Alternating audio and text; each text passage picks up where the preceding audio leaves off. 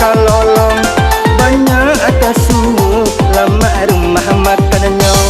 Mungkin ada udah iyo bakat tua tak dorong. De umbuak kawan sakali liangnya. Mari kita yo memaafkan. Anggap saja kita berkawan. Lupakanlah yo nan terjadi. Mungkin jodoh di dunia dak bertemu lagi. Di Banda Bue Balai hari Selasa, iyalah rami anak Allahan panjang. Usahalah udah iyo bakat pemanyasa.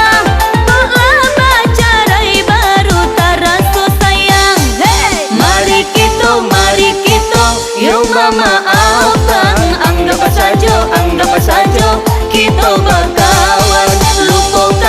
Lupakanlah yo nan terjadi. Mungkin jodoh di dunia dak bertemu lagi. Pariaman yo dia tak ada ngalangan. Iyo batabui mangkonyo rami. Rilakan udah iyo katangan urang. Sudah lebaran udah nak kabar bini. Mari kita yo memaafkan. Anggap saja kita berkawan. Lupakanlah yo nan terjadi. Mungkin jodoh di dunia dak bertemu lagi. Gunung Singgalang jo gunung Talang, tagak mampu buang iyo gunung Marapi. Denai rilakan udah di tangan orang, tapi jalan udah ketujuh orang babini.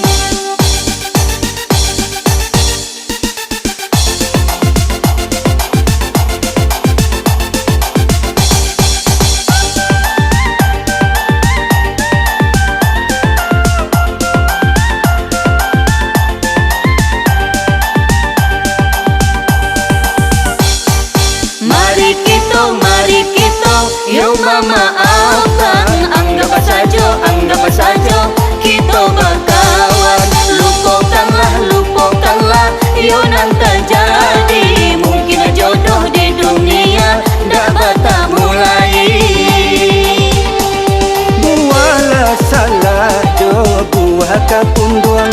Iyolah banyak iyo di ladang urang. Tolonglah jago iyo anak kandung. Jangan sampai anak adik sio-siokan. Mari kita yo memaafkan. Anggap saja kita berkawan. Lupakanlah yo nan terjadi. Mungkin jodoh di dunia dak bertemu lagi. Batang kapunduang iyo basarang samui.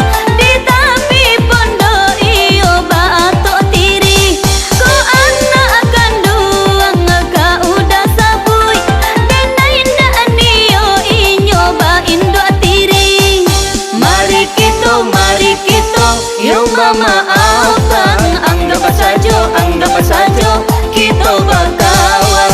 Lupakanlah yo nan terjadi. Mungkin jodoh di dunia dak bertemu lagi.